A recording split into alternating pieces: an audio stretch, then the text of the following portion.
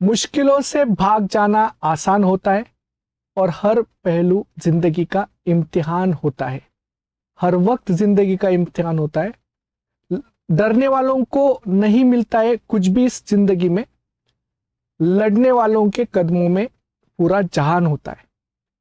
And इसीलिए हमें हमेशा ही फोकस्ड रहना चाहिए, टाइम की वैल्यू करनी चाहिए और डेडिकेशन के साथ आप जो भी काम करते हो हार्ड वर्क करने के लिए रेडी होना चाहिए। एंड सबसे इंपॉर्टेंट, कंसिस्टेंट रहना चाहिए, पेशेंस रखनी चाहिए एंड खुद के ऊपर बिलीव रखना चाहिए।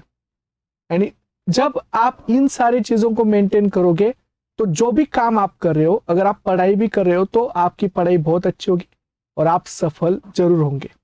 तो हेलो एवरीवन एंड आप सबका स्वागत है आज के हमारे इस न्यू सेशन में, सीएसआर नेट अचीवर्स के इस शो में। एंड आज इस सीएसआर नेट अचीवर्स के शो में हमसे मिलने आए सुब्रदीप चक्रवर्ती।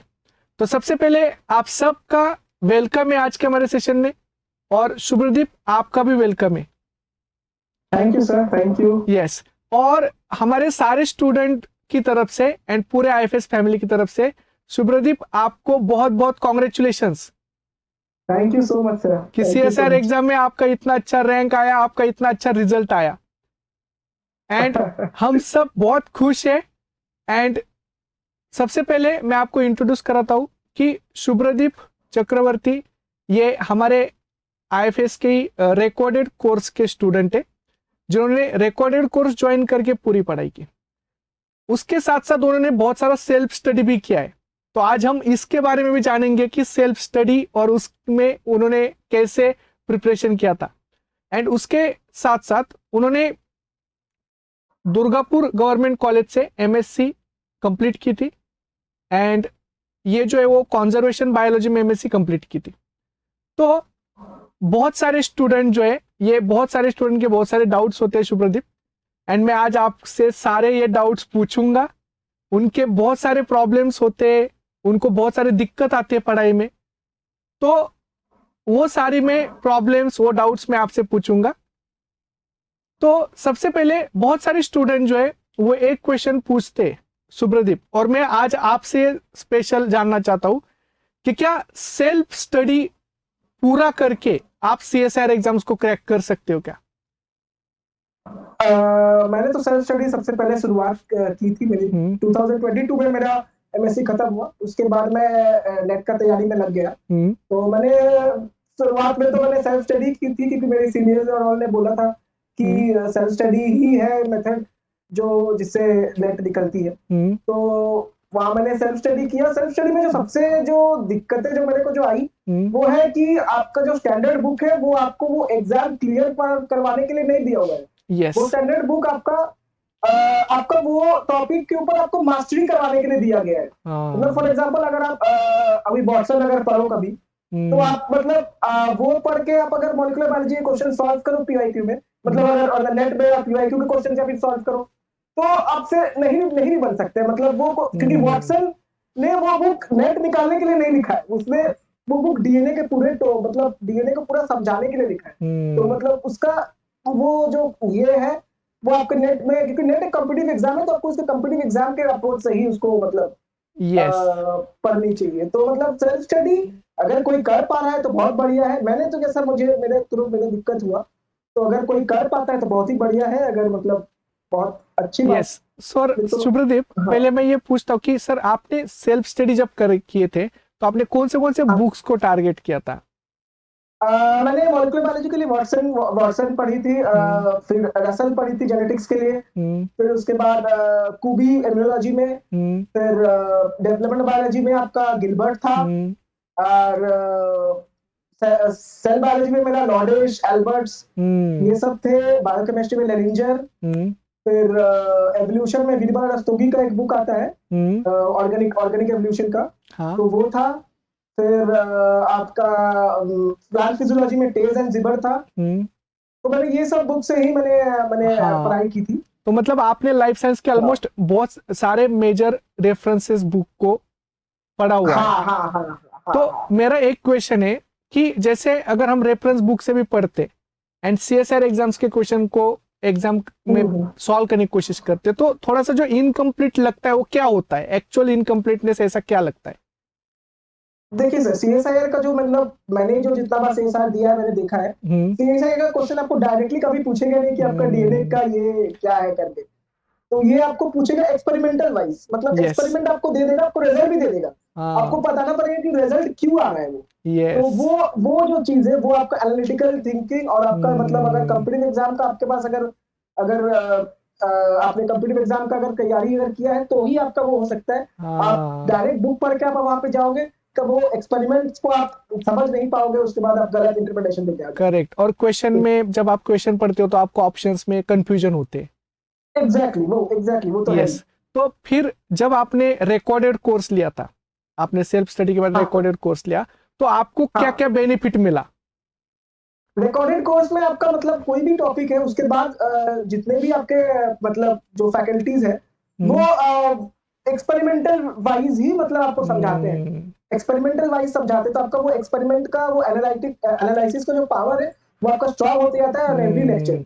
तो वो सबसे बड़ी बात है। उसके बाद आप अगर पीवाईक्यू सॉल्व करते हैं, आप मतलब मॉक टेस्ट देते हैं, तो आपका मतलब सब क्वेश्चन आपका बनता है। Yes. तो वो बहुत मतलब बेनिफिशियल था मेरे लिए। तो ये शुभ्रदीप, आपकी मुझे ये बात बहुत अच्छी लगी, मैं फिर से रिपीट कर रहा हूँ कि आप जब भी पढ़ाई करते हो तो मतलब आपको सबसे इंपॉर्टेंट होता है कि उस टॉपिक के ऊपर अप्लाइड वे से आप कैसे कंसेप्ट को लर्न कर पाओ, क्योंकि एग्जाम्स में अभी जो पैटर्न ऑफ क्वेश्चन आते हैं उसमें अप्लाइड ज्यादा पूछा जाता है, एनालिटिकल थिंकिंग होता है, लॉजिकली उस कंसेप्ट को कितना मॉडिफाई किया जा सकता है, एक कंसेप्ट पे कितने डिफरेंट टाइप के क्वेश्चन आ सकते हैं, वो आपको अप्लाइड वे से ही करना पड़ेगा। और नॉर्मली जो रेफरेंसेस बुक्स होते हैं वो एज इट इज कंसेप्ट को बता देते हैं, वो कंसेप्ट बहुत अच्छे से बताते, एकदम अच्छे से एक्सप्लेन करते, but how to modified it, applied वे कितना आएगा उस पे, वो थोड़ा सा जो है वो आपको विथ मतलब एग्जांपल्स विथ क्वेश्चंस, जैसे शुभ्रदीप आपने जब रिकॉर्डेड कोर्स लिया होगा तो क्वेश्चंस भी बहुत सारे प्रैक्टिस किए होंगे फिर।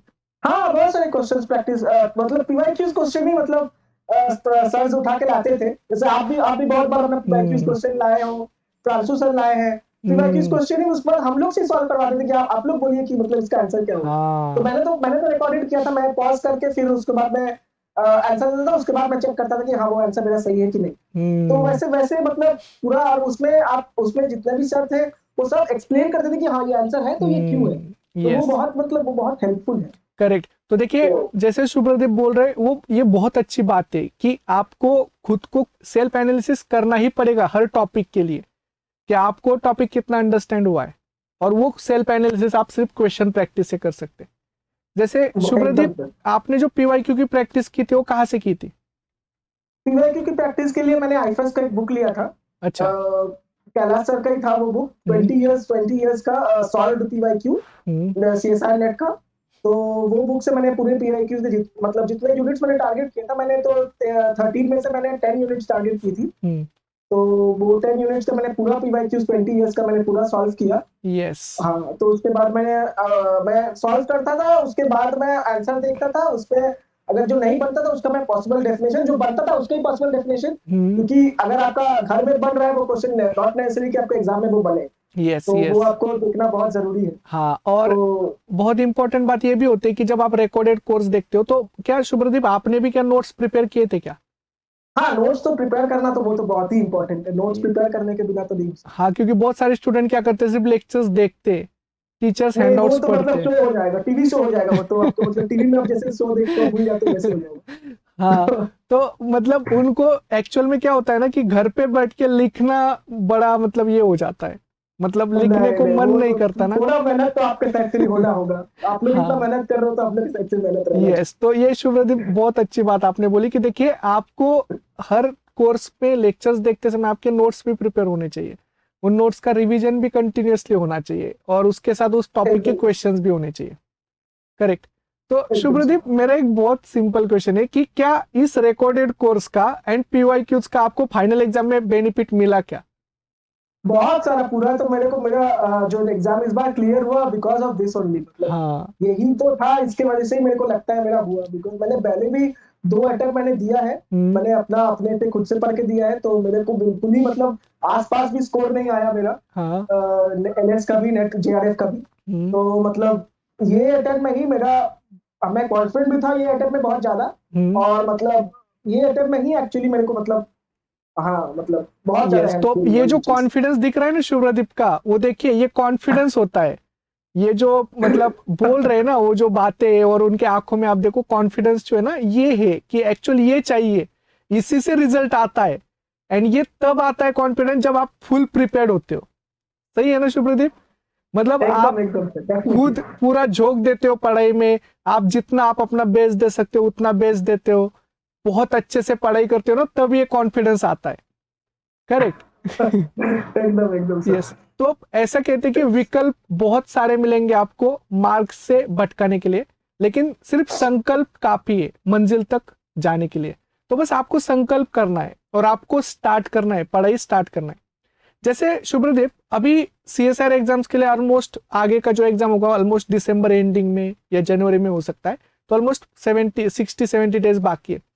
तो अगर आज हाँ, से भी कोई प्रिपरेशन करना स्टार्ट करे, तो क्या वो स्टूडेंट सीएसआर एग्जाम्स में आपने जितना अच्छा रिजल्ट लाया वैसा रिजल्ट आ सकता है क्या उनका? वो तो स्टूडेंट के ऊपर डिपेंड करेगा, अगर वो बहुत ज्यादा इंटेलिजेंट स्टूडेंट हुआ तो डेफिनेटली ला सकता है, हाँ। मेरे से बेटर ला सकता है बल्कि। तो अभी अगर वो प्रिपरेशन करेगा तो मतलब उसके लिए जो दिक्कत आएगी वो ये है कि उसको रिवीजन का उसके पास ज्यादा टाइम बचेगा नहीं, हम्म। क्योंकि जो नेट का जो सिलेबस है वो 13 यूनिट का सिलेबस है, अगर आप 13 यूनिट नहीं भी मान के चलो, आप 10 8 यूनिट भी मान के चलो, हाँ। तो भी वो एवरी यूनिट, जैसे मुझे टाइम लगा था एवरी यूनिट करने में 1 वीक, हम्म। 1 वीक में मैंने मतलब एक यूनिट खत्म करने का मेरा टारगेट था, हम्म। तो वो टारगेट तो वो फुलफिल नहीं कर पाएगा। हाँ। तो उसके लिए लाइक बहुत ही मतलब बहुत ही हेक्टिक शेड्यूल हो जाएगा, लेकिन अगर उसका कॉन्सेप्ट अगर बहुत क्लियर है, अगर मतलब एमएससी से उसका कॉन्सेप्ट बहुत क्लियर है, बहुत अच्छा स्टूडेंट है, तो कर सकता है, मतलब यस, ऐसा तो कोई ये रॉकेट बात साइंस नहीं है। बहुत अच्छी बोली शुभ्रदीप आपने कि देखिए, अगर आप फर्स्ट से अगर स्टार्ट करना चाहते हो तो उसके लिए तो डिफिकल्ट है, क्योंकि सारे यूनिट्स पढ़ना, उसको रिवाइज करना, क्योंकि टाइम बहुत कम है। बट जैसे हाँ। शुभ्रदीप बोल रहे हैं कि अगर आपने पहले से कुछ टॉपिक्स पढ़े हुए और आपके पास उसके नोट्स है, और आपको थोड़ा सा कंसेप्ट बहुत अच्छे, कंसेप्ट क्लियरिटी बहुत अच्छे है, तो 2 महीने सफिशिएंट है कि जिससे हाँ। आपका बहुत अच्छा रिजल्ट आएगा। यस, तो हाँ एकदम। सारे स्टूडेंट याद रखिए कि जितना आप अभी से स्टार्ट करोगे उतना बढ़िया है, उतना आपका रिवीजन भी बहुत अच्छा होगा और आपके एग्जाम्स का भी पेपर भी बहुत अच्छा होगा। अभी जैसे शुभ्रदीप हम बोलते हैं कि आप जैसे, क्योंकि रिकॉर्डेड कोर्स लेके आपने पढ़ाई की, तो आपने घर पे बैठ के पढ़ाई की होगी। हाँ सर। तो बहुत बार स्टूडेंट ऐसा बोलते हैं कि सर घर पे तो एनवायरनमेंट ही नहीं होता, घर वाले तो पढ़ाई करने देते नहीं, वो तो काम बता देते हमें, वो तो बोलते रहते हैं हमेशा, तो हमारा डिस्ट्रैक्शन होता है, और घर पे एनवायरनमेंट भी नहीं होता। तो आपका एनवायरनमेंट कैसे मैनेज हुआ, मतलब क्योंकि आपने तो सारी पढ़ाई मुझे घर पे तो की। मुझे सर कोई दिक्कत नहीं हुआ, क्योंकि मैं मेरा अपना रूम में ही मैं अपना दरवाजा बंद करके मैं पढ़ाई करता था करके, और मेरे हम्म। पेरेंट्स भी मतलब ये है, तो मतलब उनको भी मतलब कोई दिक्कत नहीं था मुझे, मतलब उन्होंने मुझे कभी मतलब कुछ बोला नहीं कुछ यस, ये तो करने की। सपोर्टिव है। तो और हाँ सपोर्टिव है हाँ, एग्जैक्टली, और तो मतलब यस, कोई तो दिक्कत तो मुझे नहीं हुआ। सभी के तो पेरेंट तो उल्टा खुद ही चाहते कि आप पढ़ाई करें, और वो हाँ सबसे ज्यादा वही वही मुझे सपोर्टिव मतलब होते, उल्टा वो वही खुद ही मतलब हमें अगर कोई बोलते कि पढ़ाई जाओ करेगा तो फिर पढ़ाई क्यों करो। डिस्टर्ब करेगा। यस, हाँ। और दूसरा शुभ्रदीप, आपकी एक बात मुझे बहुत अच्छी लगी कि देखिए, जब वो अकेले अपने रूम पे बैठते थे पढ़ाई करते थे, तो उन्होंने खुद ही अपना एनवायरनमेंट बना लिया था। ये हाँ। सबसे इंपॉर्टेंट बात है कि एग्जाम का जो पढ़ाई के लिए एनवायरनमेंट होता है वो आपके हाथ में होता है कि आप उसको बनाओ। किसी की लाइब्रेरी में पढ़ाई होती है तो उसने उसका एनवायरनमेंट वहां पे बना लिया है, कोई घर पे अच्छे से पढ़ता है तो घर पे बना लिया, कोई क्लास में अच्छे पढ़ता है, तो ये आपके ऊपर है। एंड इसीलिए ये हमेशा याद रखना है कि अगर आप कहाँ पे भी पढ़ो, लेकिन आपको खुद को एनवायरनमेंट क्रिएट करना है, सेल्फ मोटिवेशन आपको ही रखना है। एंड बाकी सारे, जैसे आपके घर के मम्मी पापा है, अपने सिस्टर है, भाई है, एज वेल एज हमारे जो भी फ्रेंड्स होते हैं, वो सारे सपोर्टिव होते हैं, और वो आपको सपोर्ट करते हैं कि आप अच्छे से पढ़ाई करो। वैसे शुभ्रदीप, बहुत बार ऐसा देखा है कि स्टूडेंट जब घर पे पढ़ाई करते हैं तो बहुत बार ऐसा होता है कि टॉपिक अंडरस्टैंडिंग में प्रॉब्लम आता है, टॉपिक्स में बहुत सारे डाउट्स पे आते हैं, क्वेश्चन प्रैक्टिस करने जाओ तो क्वेश्चन समझ में नहीं आते होंगे, तो फिर ऐसा लग रहा होगा कि मेरा क्या होगा, मतलब ऐसा लगता है ना कि मेरा अगर पढ़ाई अच्छा ना हो तो मुझे बुरा लगता है और मुझे ऐसा डार्कनेस आता है सामने कि अब तो मुझे समझ में नहीं आ रहा है, और अगर ऐसा हुआ तो कैसे एग्जाम क्वालिफाई होगा। तो क्या ऐसा आपके साथ भी होता था? हाँ, मतलब ये तो मुझे लगता था कि ये तब होता था जब मैं सेल्फ स्टडी करता था। वो पीरियड में मुझे लगता था कि यार मुझे तो मेरे से नहीं हो रहा है, मेरे को ये समझ में नहीं आ रहा है, तो मैं कैसे करूँ। अच्छा, मतलब ये डिप्रेशन वाला पीरियड तो था ही। और ये मतलब ये जनरली होता ही है, अगर आप हाँ। क्वालिफाई अगर नहीं कर पाओ तो मतलब ये आपका, क्योंकि आप देख रहे हो आपके आसपास के लोग क्वालिफाई कर जा रहे हैं, आप नहीं कर पा रहे हो, तो मुझ में क्या कमी है। तो ये चीज आपके मतलब होते रहती है, मतलब ये बात तो मतलब डिप्रेशन ये वाला चीज तो आती रहती है, बट ये कंट्रोल करना ही मतलब आपके ऊपर है। मतलब यस ये चीज को आपको हावी नहीं होने देना है आपके ऊपर, यस, ये वो आपके शुभ्रदीप आपने ऊपर है। बहुत अच्छी बात बोली कि मतलब हर चीज नेचुरल है। जैसे आप पढ़ाई करते हाँ हो तो हमेशा ही अच्छी पढ़ाई नहीं होगी, या हाँ आपको मतलब हमेशा ही कंटिन्यूअसली आपको पॉजिटिव फीलिंग नहीं आएगी माइंड में, आप हमेशा ही मोटिवेट नहीं रह सकते, लेकिन निगेटिविटी आना ये नेचुरल है, बट उस पे ज्यादा फोकस नहीं करना है, उस पे ज्यादा सोचना नहीं है, ओवर थिंकिंग बिल्कुल नहीं करना है। एंड जैसे शुभ्रदीप एकदम बोल से। रहे हैं ये बहुत बड़ी बात है, आप नोट कर कीजिए कि जब आप निगेटिविटी को या ओवर थिंकिंग को हावी कर देते हो तो आप और वीक हो जाते हो और फिर तो ज्यादा प्रॉब्लम हो जाते। तो इसलिए हमें उसको हावी नहीं होने देना है, उसको कंट्रोल करना है। तो अगर आपको कभी ऐसा लगे कि पढ़ाई नहीं हो रही है, थोड़ा सा बोरिंग लग रहा है या थोड़ी एनएक्सिटी आ रही है, थोड़ा स्ट्रेस आ रहा है, तो बाहर घूम के आना, म्यूजिक सुनना, मूवीज देखना, ग्राउंड्स पे जाना, गार्डन्स पे जाना, या बहुत सारे स्टूडेंट क्रिकेट खेलते हैं, बैडमिंटन खेलते हैं। करेक्ट। तो शुभ्रदीप आपको क्या अच्छा लगता है? मैं तो गाना सुनता हूँ, मुझे यस, म्यूजिक म्यूजिक पसंद है सुनते मैं। हैं। हाँ। हाँ हाँ। लेकिन अगर कोई फिजिकल एक्टिविटी करता है तो वो तो बहुत ही बढ़िया है, बिकॉज फिजिकल हम्म एक्टिविटी करने से आपका मतलब माइंड भी बहुत ज्यादा मतलब ये होता हम्म है करके, क्योंकि जितना ऑक्सीजन आपके ब्रेन में जाएगा उतना बढ़िया आप मतलब कुछ भी काम कर पाओगे, चाहे वो पढ़ाई हो हाँ कुछ भी हो। करेक्ट। तो फिजिकल एक्टिविटी अगर कोई करता है तो वो तो बहुत बढ़िया बात है, खेलने जाना तो डेफिनेटली चाहिए। यस, मतलब हमेशा हम कहते हैं ना कि हर कोशिश में शायद सफलता नहीं मिलती है, लेकिन हर सफलता का जो कारण होता है वो कोशिश ही होती है। तो आपको कोशिश करते रहना चाहिए, खुद को हमेशा पॉजिटिव रखना चाहिए, खुद को हमेशा मोटिवेटेड रखना चाहिए। अभी शुभ्रदीप, जैसे हम डिस्कस करते हैं कि लाइफ साइंस में तो ऑलमोस्ट 13 यूनिट्स है और एप्टीट्यूड 14 है, तो आपको ऐसा नहीं लगा कि लाइफ साइंस का सिलेबस बहुत वास्ट है, ये तो कैसे होगा, इतना तो डिफिकल्ट है, 13 यूनिट करना प्लस एप्टीट्यूड करना, तो आपको ये थोड़ा बड़ा नहीं लगा? हाँ, बड़ा तो सर डेफिनेटली है, लेकिन अगर आप पढ़ना स्टार्ट करोगे ना तो ये इंटरेस्टिंग भी बहुत ज्यादा है। हम्म। तो वो आप मतलब आप कब खत्म कर दोगे आपके मतलब आपको पता नहीं चलेगा मतलब। हाँ, यस। उसके लिए आपको थोड़ा लंबा स्पैन भी चाहिए। अब अगर आप हम्म 2 महीने 1 महीना या फिर ऐसे में स्टार्ट करोगे तो आपको लगेगा अरे बाप रे खत्म कब होगा।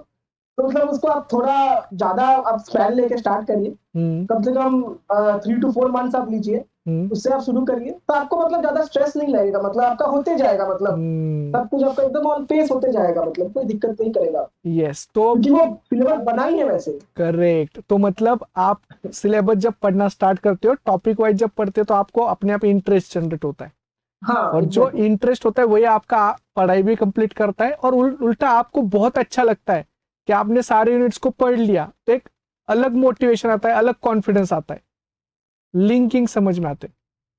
करेक्ट। और तो ये इंटरेस्ट सर आपका मतलब पीएचडी में बहुत ज्यादा हेल्प करता है, तो हाँ, इसीलिए मतलब इंटरेस्ट बहुत ज्यादा जरूरी है। यस, तो इंटरेस्ट होना बहुत जरूरी है। और बहुत बार शुभ्रदीप हम देखते हैं कि पढ़ाई करते समय हम नोट्स का रिवीजन करते हैं, क्वेश्चंस की प्रैक्टिस करते हैं, मॉक टेस्ट देते हैं। तो आपका जो रिवीजन स्ट्रेटेजी था वो क्या था और किस तरह से आपने रिवीजन की थी? रिवीजन का मैंने पहले तो सब यूनिट मैंने आपको जैसा मैंने एक यूनिट 1 वीक लिया हम्म करने में। तो 1 वीक पे मैं सब 4-5 दिन में मैं खत्म कर देता था। हम्म बाकी 2 दिन मैं पीवाईक्यू सॉल्व करता था। पीवाईक्यूज ही मतलब पीवाईक्यूज ही बोल सकते हैं आप, एक मेरा मेथड था रिवाइज करने के लिए। हम्म तो और उसके उसके बाद में एक्टिव रिकॉल का एक मेथड होता है, हम्म वो मैंने हमेशा किया। जैसे कि आप सोचिए कि मैं मेरा मॉलिक्यूलर बायोलॉजी में बायोकेमिस्ट्री मेरा हो गया पढ़ना, मैं अभी मॉलिक्यूलर बायोलॉजी में शिफ्ट कर रहा हूँ, तो मैं पढ़ते पढ़ते जब फ्री टाइम है तब मैं सोचता हूँ कि ग्लाइकोलाइसिस में क्या था, वो पहला सबस्ट्रेट में फॉस्फोराइलेशन कौन सा स्टेप में हो रहा है, कौन सा एंजाइम लगता है। तो मतलब वो एक बार अपने आप से माइंड में मैंने वो किया, तो उसके बाद अगर करने के बाद अगर नहीं हुआ तो मैं फिर मतलब अपना जो नोट्स था वो खोल के एक बार देख लेता हूँ, तो उससे माइंड में वो एकदम फ्रेश रहता है कि हाँ ये स्टेप मैं मतलब भूल गया था, ये मैंने अभी देख लिया तो मुझे अभी याद रहेगा। तो ये एक्टिव रिकॉल वाला मेथड जो है मुझे बहुत ज्यादा, मैं वो मेथड हमेशा यूज करता हूं करके। वाह, ये बात मुझे बहुत अच्छी लगी शुभ्रदीप, और मैं रिपीट कर रहा हूँ। देखिए, एक्टिव रिकॉल मेथड जो स्टूडेंट यूज करते हैं उनको अलग ही कॉन्फिडेंस होता है, क्योंकि हम क्या करते हैं, उन चीजों को फिर से रिवाइज करने की कोशिश करते हैं माइंड में ही, और माइंड में ही सोच सोच के उस टॉपिक का पूरा माइंड मैप बना लेते हैं कि इस टॉपिक में हमने ये पढ़ाया है, ये इंपॉर्टेंट है। और इससे क्या होता है, पढ़ाई बहुत ज्यादा अच्छा होता है, और हमारे ब्रेन को एक एबिलिटी आ जाती है कि वो ज्यादा इंफॉर्मेशन को याद रखे, लॉन्ग टाइम मेमोरी में ऐसी चीजें चली जाती है, और ये कंसेप्चुअल क्लियरिटी बहुत अच्छी आती है एक्टिव रिकॉल मेथड से। तो ये बहुत अच्छी बात है, आप सब स्टूडेंट भी इसको यूज कीजिए ताकि आपका प्रिपरेशन भी बहुत अच्छा हो। वैसे शुभ्रदीप, हम ये देखते हैं ना कि लाइफ साइंस में जैसे 13 यूनिट्स इंपॉर्टेंट है, वैसे ही एप्टीट्यूड भी बहुत इंपॉर्टेंट है। तो एप्टीट्यूड की पढ़ाई आपने कैसे की थी? मैंने वो रिकॉर्डेड कोर्स में ही मैंने दिनेश सर का लेक्चर्स मैंने अटेंड किया था एप्टीट्यूड का। तो वहीं से मैंने प्रिपरेशन किया था। मैंने एवरी डे लाइक 1 आवर मैंने एप्टीट्यूड के लिए डेडिकेटेड रखा ही था, सुबह का हो या फिर शाम का हो, जब भी मतलब 1 घंटा दिन का एप्टीट्यूड देना ही मस्ट, क्योंकि मेरा एप्टीट्यूड थोड़ा वीक है, ऐसे भी मेरा एप्टीट्यूड थोड़ा वीक है, तो मैं इसीलिए 1 घंटा मैं देता ही था एप्टीट्यूड के लिए। तो मैं भी मतलब सबको सजेस्ट करूंगा कि एप्टीट्यूड के लिए अगर जो बंदा वीक है उसको 1 घंटा देना ही चाहिए, मतलब एप्टीट्यूड को छोड़ना तो कभी चाहिए ही नहीं, वो तो मतलब सबसे, और एप्टीट्यूड को तो छोड़ना कभी चाहिए नहीं इंसान। हाँ, ये बात बहुत अच्छी बोली शुभ्रदीप आपने कि कभी कभी ये हमेशा याद रखे कि सारी चीजें इसलिए करनी होती है क्योंकि कोई भी चीज कहाँ पे भी काम आती है। और दूसरा, बहुत सारे स्टूडेंट का ये माइंड होता है कि मुझे एप्टीट्यूड नहीं आता तो मैं उसको छोड़ देता हूँ, लेकिन देखिए, छोड़ना क्यों है? कभी कभी क्या होता है शुभ्रदीप, दो चीजें होती है। एक, जो आपको आता है आप उसको लर्न करते हो अच्छे से, आप उसको और रिवाइज करते हो और वो आपका स्ट्रांग पॉइंट बन जाता है। और आपको नहीं आता है, सपोज जो चीजें आपको नहीं आती है ना, तो उनको भी पढ़ो और उनको सीखो, क्योंकि सीखने से उन चीजों के लिए आप और पॉजिटिव हो जाते हो, एंड आपके वीक पॉइंट जो है वो स्ट्रांग पॉइंट में कन्वर्ट होते हैं। एंड कभी कभी हम देखते हैं ना कि हमने जो पढ़ा हुआ है पता भी नहीं होता हमने कहाँ पे पढ़ा है, लेकिन वो काम आ जाता है। जैसे सी पार्ट का कोई क्वेश्चन समझ में आ जाए और वो सॉल्व हो जाए, और पता चले कि ये टॉपिक लॉजिकल था जो कि मुझे ऐसे ही याद था, मैंने उसको ज्यादा पढ़ा भी नहीं था, लेकिन 4 मार्क मिल गए, तो कितनी अच्छी खुशी मिलती है कि मैंने तो कुछ किया नहीं लेकिन 4 मार्क मिल गए। बहुत बार ऐसा होता है। मतलब इस बार ही मेरे साथ सर ऐसा हुआ। इस बार सेक्शन सी में ही एक क्वेश्चन था बायोकेमिस्ट्री का, वो उसमें बायोकेमिस्ट्री का ज्यादा कॉन्सेप्ट लगाने का नहीं था, उसमें बस एप्टीट्यूड का पूरा कॉन्सेप्ट लगाते तो मतलब सॉल्व हो गया वो। हाँ। तो वही, और मैंने देखा वो मेरा सही भी हुआ, बोला आंसर उसका सही निकला था। तो देखिए ना, मतलब यही होता है कि आप जो टॉपिक, क्योंकि कभी कभी कुछ टॉपिक हमने एमएससी में पढ़े, कुछ नॉलेज हमारा 11-12 का भी होता है, लेकिन वो काम आ जाता है एग्जाम में, मतलब क्वेश्चन तो सॉल्व हो जाता है। तो देखिए, नॉलेज कभी भी ऐसे नहीं होता कि नॉलेज कभी भी वेस्ट जाता है, नॉलेज हमेशा काम आता है।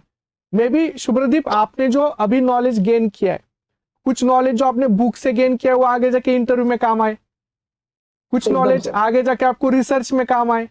तो नॉलेज तो हमेशा काम आएगा, इसलिए हमेशा हमें लर्निंग करते रहना चाहिए और हमेशा रेडी रहना चाहिए नई चीजें सीखने के लिए।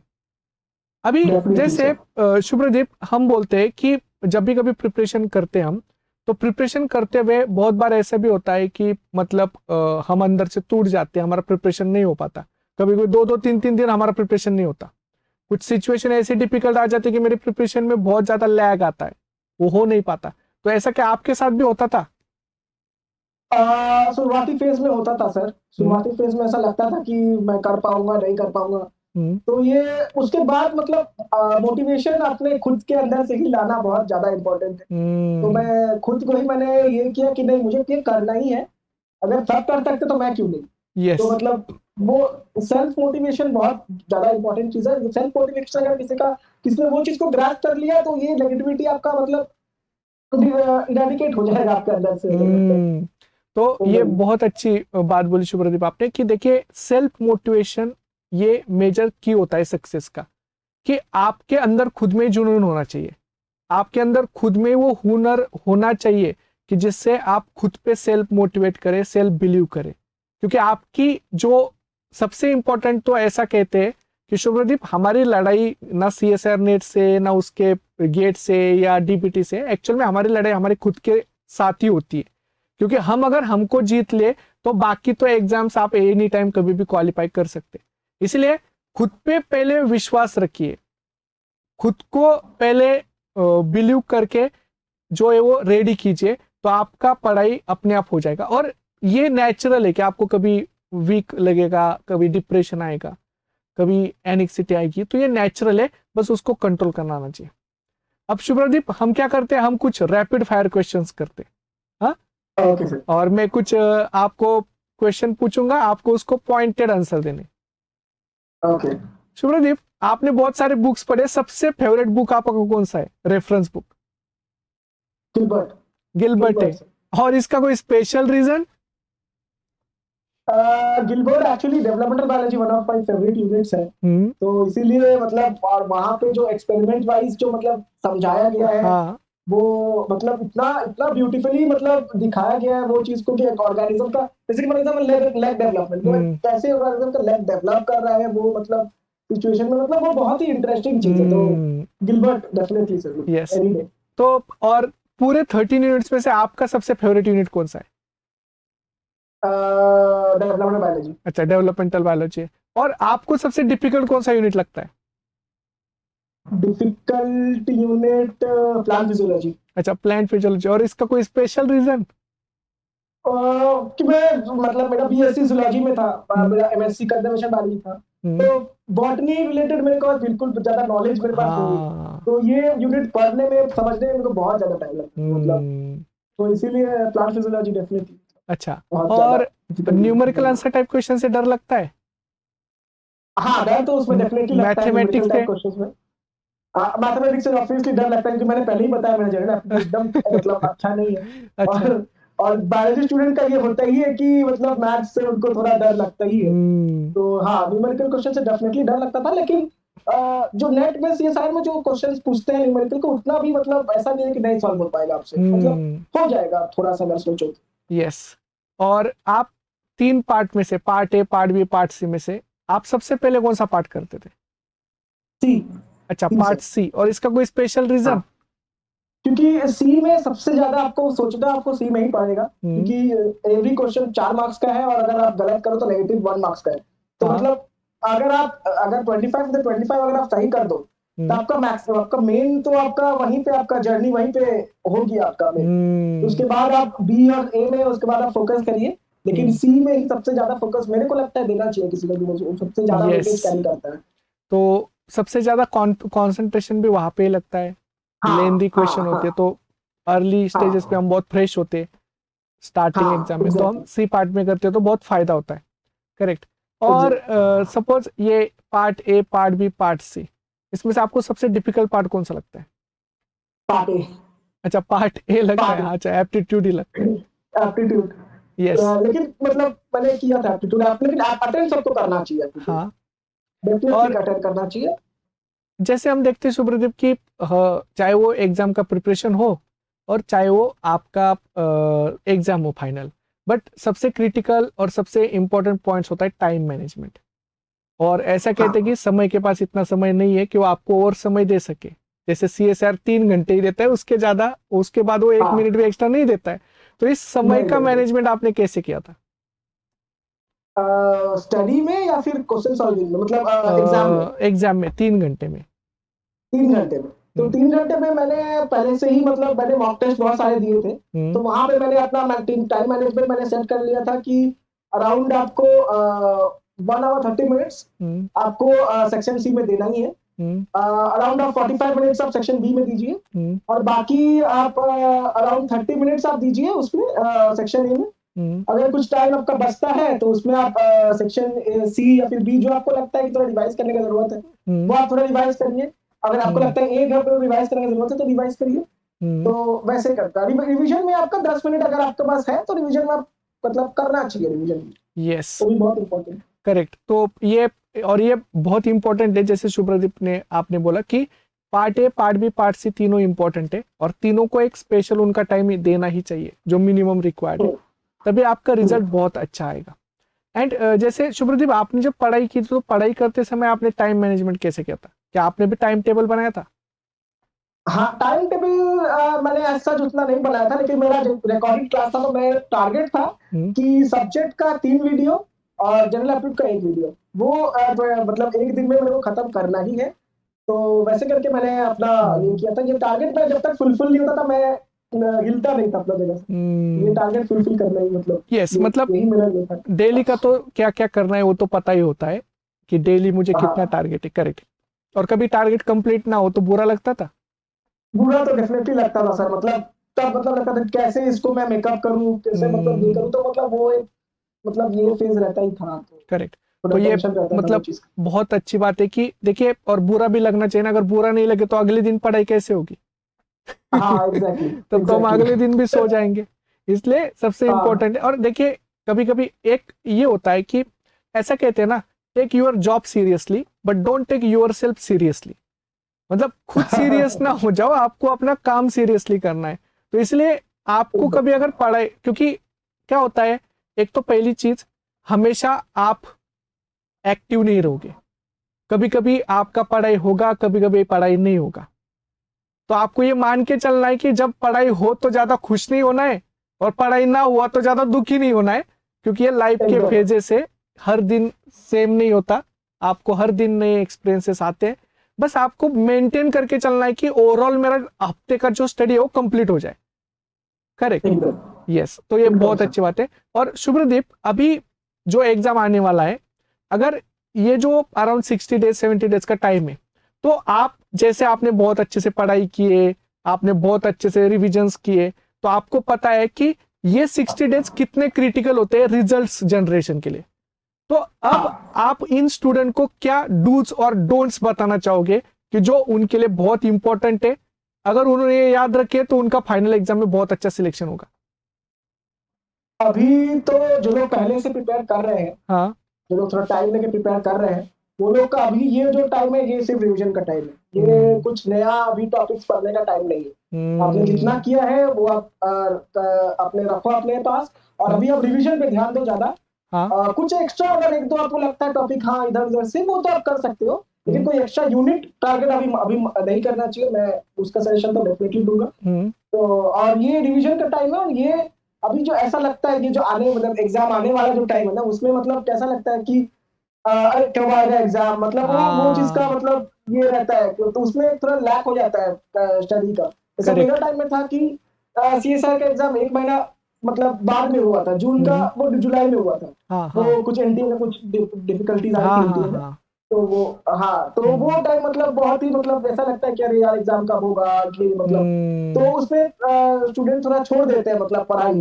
तो वो ऐसा नहीं करना है, मतलब आपको हमेशा पढ़ाई के बीच में ही रहना है। मतलब यस। आपको पढ़ते ही रहना होगा, रिवीजन करते ही रहना होगा। क्योंकि करेक्ट। आप अगर छूट जाओगे आपका पेस, तो वो मतलब फिर आपको पेस पकड़ने में बहुत टाइम लग जाएगा। हाँ, और तो जब वो हम शुभ्रदीप पढ़ते हैं तो डिस्ट्रैक्शन भी बहुत सारे होते हैं, हाँ हाँ तो हाँ, इन डिस्ट्रैक्शन को कैसे मैनेज किया जाए? वो तो अपने अपने ऊपर है। वो तो अपने अपने ऊपर है सबका, मतलब डिस्ट्रैक्शन वो कैसे मैनेज करेंगे। जैसे मैं तो अपना अपना अपने एक रूम में मतलब पढ़ता था, अपना हेडफोन्स डाल के मैं क्लासेस सुनता था, फिर लिखता था, नोट्स बनाता था। तो मेरे को मतलब मैं डिस्ट्रैक्ट अपने आप को नहीं करने देता था। लेकिन अगर किसी के पास अगर वैसे फैसिलिटी अगर नहीं है, तो मतलब उसको अपना खुद से बनाना पड़ेगा, मतलब हाँ। खुद से अपना कुछ सोचना पड़ेगा, कुछ जुगाड़ लगाना पड़ेगा। और हम लोग यस। इंडियंस तो जुगाड़ लगाने में माहिर है, तो जुगाड़ कुछ ना कुछ लगा ही देंगे। यस, तो डिस्ट्रैक्शन तो से वही, बचना बहुत इंपॉर्टेंट है, क्योंकि टाइम वहां पे वेस्ट नहीं जाना चाहिए। आपका टाइम पूरा हाँ पढ़ाई में आना चाहिए, क्योंकि अभी बहुत टाइम इंपॉर्टेंट है। और जैसे शुभ्रदीप ने बोले, बहुत इंपॉर्टेंट पॉइंट्स बोले, एक बार मैं आपको फिर से रिकॉल करके देता हूँ कि एक तो नोट्स रिवीजन बहुत अच्छे से कीजिए, टॉपिक का कंसेप्ट क्लियरिंग बहुत अच्छे से कीजिए। दूसरा, नोट्स के बाद टॉपिक वाइज क्वेश्चंस की प्रैक्टिस कीजिए, ताकि उन टॉपिक का और अच्छे से क्लैरिटी आए। और इन दोनों को बार बार कंटिन्यूसली रिवाइज कीजिए। टेस्ट पेपर, मॉक टेस्ट देके खुद के सिर्फ प्रिपरेशन को एनालिसिस करें, सेल्फ एनालिसिस करें, ताकि आपको खुद को पता चले कि आपको कितना आता है। करेक्ट। क्या ये एग्जाम से पहले शुभ्रदीप अगर हम मॉक टेस्ट देते तो वो बेनिफिशियल होते हैं? बहुत ज्यादा बेनिफिशियल है, क्योंकि मॉक टेस्ट जो है वो तो आपका देखा जाए तो एक तरह का आपका वो मेन एग्जाम ही हुआ, स्क्रीनिंग है पूरा ही आपका। आपको मतलब Yes. हाँ एग्जैक्टली, तो वो आप अपना मॉक टेस्ट अगर दे रहे हो तो आपको मतलब एक आइडिया कि आपका मेन एग्जाम में कैसा मतलब परफॉर्मेंस रहेगा, और तो मॉक, बहुत इंपॉर्टेंट है। करेक्ट। तो मॉक टेस्ट एक आईना होते हैं कि जो आपको खुद ही बताते हैं कि आप किस मतलब आपका कितना प्रिपरेशन हुआ है, आप कितना रेडी हो। और इसलिए सबसे इंपॉर्टेंट है मॉक टेस्ट दीजिए। एंड डोंट्स में मैं आपको एक ही बताऊंगा कि आपको क्या क्या मिस्टेक्स नहीं करने चाहिए। एक तो लेजीनेस छोड़ दीजिए, आलसी जो होते हैं ना, आलस्य बहुत बड़ा हमारा शत्रु होता है, तो आलस्य नहीं होना चाहिए। कंसिस्टेंसी, डेली के डेली आपको कुछ ना कुछ पढ़ाई करते रहना है, डेली करना है, 2 दिन 3 दिन 4 दिन के बाद नहीं करना है। पेशेंस रखने, अगर कभी कभी निगेटिविटी आती है तो भी कोई बात नहीं है, वो होता है, बट कभी भी पेशेंस रखने हैं, एग्जाम में भी रखने।